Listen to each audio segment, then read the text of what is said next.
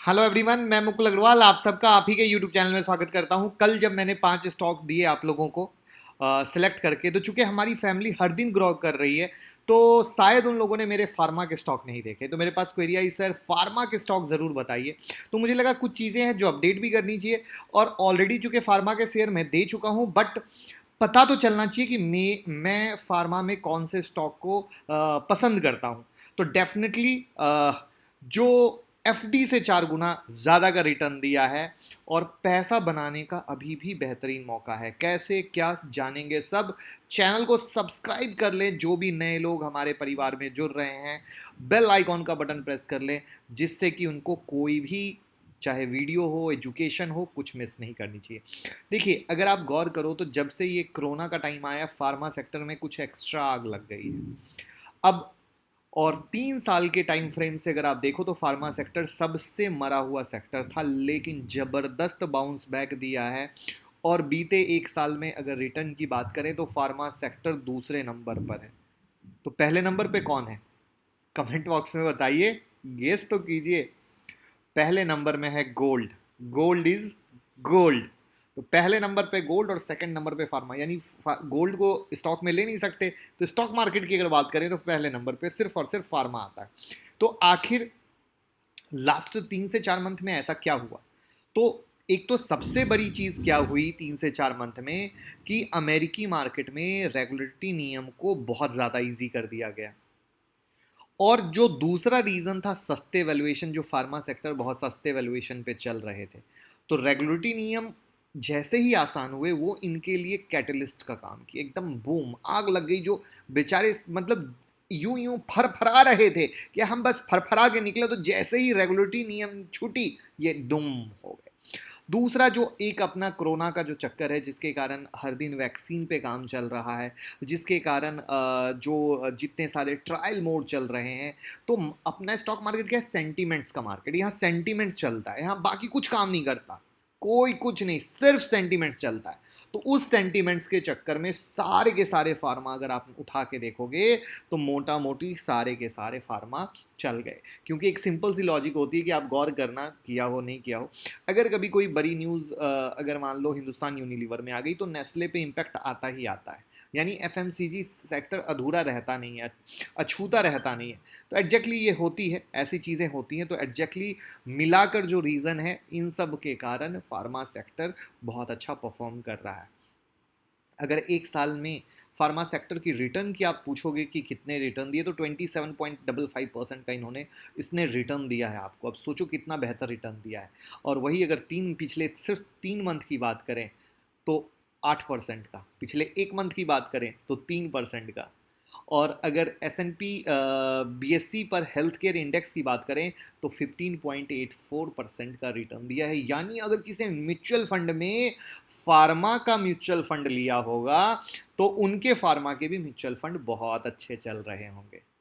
तो ये एक चीज़ें हैं जिसमें म्यूचुअल फंड भी जहां मरा पड़ा है, वहां पे फार्मा का म्यूचुअल फंड रॉकेट सिंह बन के आपको मुनाफा दे रहा है। अब बात आती है कि क्या इन्वेस्ट करना चाहिए। अब देखिए, इसमें दो चीज़ें हैं जो एक्सेप्ट करनी चाहिए। कुछ लोगों का कहना है कि बिल्कुल आप यहाँ पे इन्वेस्ट कर दो। कुछ लोगों का कहना है बहुत ऊपर आ चुका है, कहीं ना कहीं जोखिम है। अभी मैं अपनी राय दूंगा, जब मैं स्टॉक पे चलूंगा तब अपनी राय दूंगा। बट पहले मार्केट को समझना बहुत ज़्यादा ज़रूरी होता है, क्योंकि मुझे लगता है पब्लिक क्या सोच रही है, एक्सपर्ट क्या सोचे, पहले ये जान तो ले, फिर अपना खेलेंगे। तो एग्जैक्टली क्या है सर, कि कुछ का मानना है रिस्क प्ले करना चाहिए, कुछ का मानना है कि नहीं, थोड़ा रुकना चाहिए। मेरा क्या मानना है वो मैं आपको बताऊंगा उस चार्ट पे ले जाकर।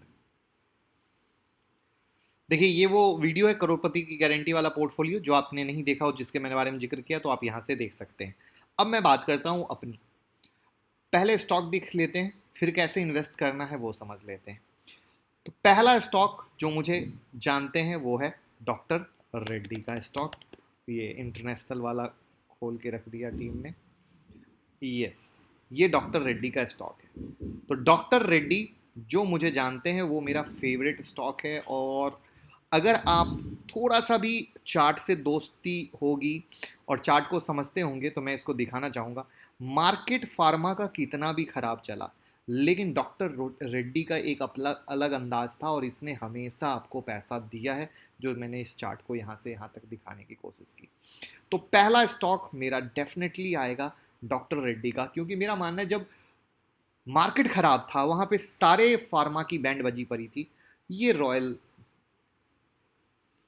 दूसरा, डिवीज, सेम कहानी डॉक्टर रेड्डी के साथ डिवीज की आप मिला लो। मैंने चार्ट को बिल्कुल छोटा कर दिया है, तो ये देखो 2017 के बाद ये लगातार लगातार लगातार ऊपर, इसको किसी चीज से कोई लेना देना नहीं, आराम से राजा बाबू की तरह आपको पैसा दे रहा है।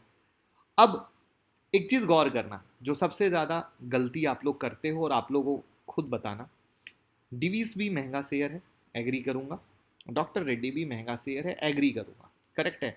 लेकिन 3 साल का ग्रोथ देख लीजिए और 3 साल में आप लोग सस्ते वाले फार्मा के शेयर मिला लो, उसने क्या रिटर्न दिया आप खुद देख लो। तो पैसा डुबा के पैसे में सिरिंज लगा के उसका खून चूस लेना अच्छा है, या ऐसी सिरिंज लगाओ जो सूमो पहलवान बन जाए। तो एग्जैक्टली मेरी कोशिश यही है भाई, पैसे सेफ रहने चाहिए, रिटर्न थोड़ा कमाए कोई फर्क नहीं पड़ता है, पैसे पे दाग नहीं लगना चाहिए। इसके लिए मैंने एक वीडियो भी आप लोगों को समझने के लिए बनाई थी कि 1 लाख का पोर्टफोलियो कैसे बनाए।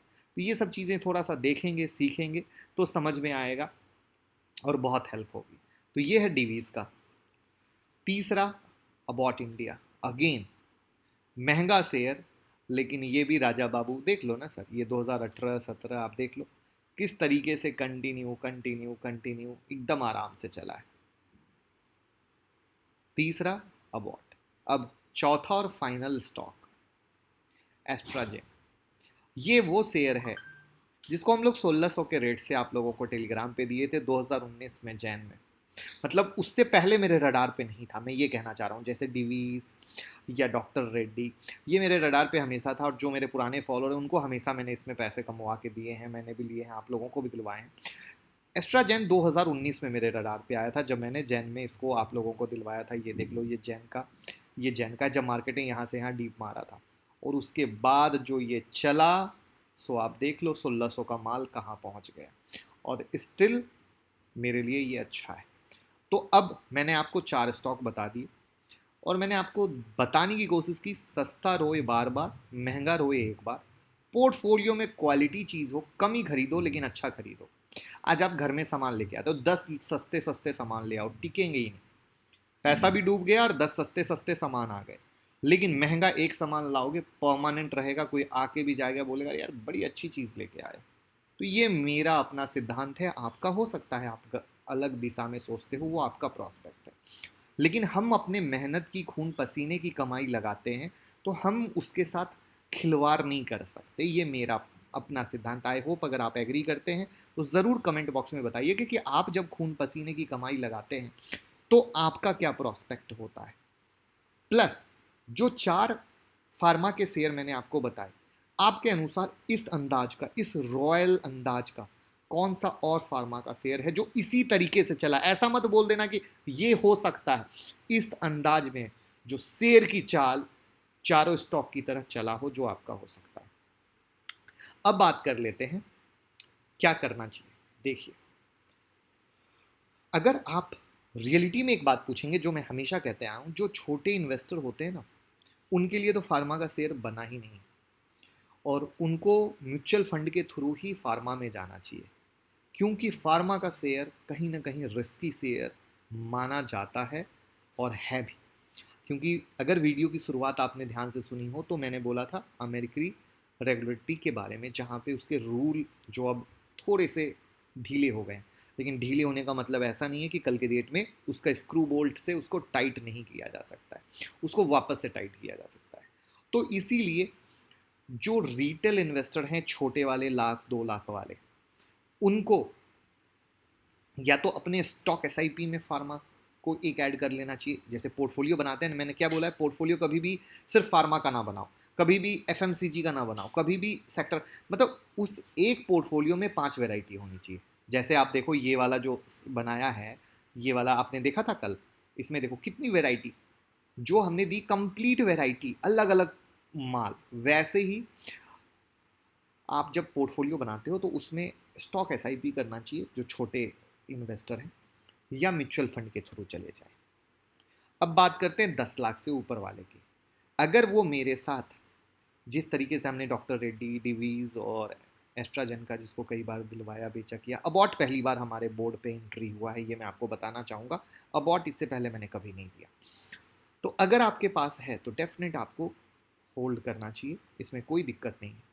लेकिन अगर आपने होल्ड नहीं किया है और आपके पास सौदा नहीं है, तो मुझे लगता है थोड़ा सा इंतज़ार कीजिए, और कहीं भी नीचे में मिले तो पकड़ने की कोशिश कीजिएगा। अब इसमें नीचे में मिलने के लिए कहीं ना कहीं आपको अपनी अकल लगानी पड़ेगी, क्योंकि क्या होता है सर, ऊपर में हम बता दें और लोग 10, कहने को उनका फंड 10 लाख का होता नहीं है, बट कहे पे ले लेते हैं, फिर 25 रुपया डाउन आने पे सर गिर गया एंड ऑल दैट करते हैं। तो बेहतर है कि सर उस चीज़ को आप समझ लें। बाकी पोर्टफोलियो कैसे बनाना है उसकी मैंने वीडियो बनाई है, तो अगर आपको पोर्टफोलियो बनाना हो तो यहाँ पे वो वीडियो है, आप यहाँ से उसको चेक कर सकते हैं, पोर्टफोलियो बनाने का आसान तरीका। तो आप यहाँ से उनसे डेट फ्री पोर्टफोलियो, पोर्टफोलियो का पूरा सच, तो 10 पैसे डबल करने वाले 10 स्टॉक, 10 स्टॉक मुनाफा कमाएंगे। तो इस तरीके से मैंने ये काफ़ी सारी चीज़ें बनाई, तो आप यहाँ से उसकी हेल्प ले सकते हैं। बाकी मेरे हिसाब से फार्मा को डेफिनेट आप अपने पोर्टफोलियो में लेके चलिए, बहुत अच्छा रिटर्न देगा। अगर आप हमारे साथ ट्रेन में चढ़ चुके हैं तो मज़े ले रहे हैं, लेट आए हैं तो कोई बात नहीं। अगर मुझे बीच में कहीं एंट्री लगी तो मैं आपको दूंगा ही, बाकी तो हमारी ट्रेन फार्मा की चल ही रही है। उम्मीद करूंगा इन्फॉर्मेशन अच्छी लगी होगी, तो लाइक कमेंट शेयर जरूर कीजिएगा, और टेलीग्राम ट्विटर पे जुड़े रहिएगा, जिससे हर एक खबर आपको सबसे पहले मिले।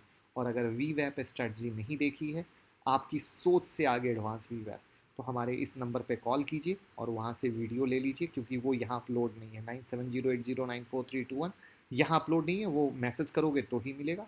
और अगर आप चाहते हो इंट्राडे, स्विंग, पोजिशनल इन्वेस्टमेंट सीखना, तो 25 मई 10 जून को क्लास है, सीट बुक कीजिए, स्टडी मैट लीजिए और क्लास में आइए, जिससे हम आपको सिखाएंगे इंट्राडे, स्विंग, पोजिशनल, सब कुछ। और वीडियो पसंद आए, कंटेंट पसंद आए, हेल्प हो रही हो, तो शेयर करने में कोई कंजूसी मत कीजिए। Thank you.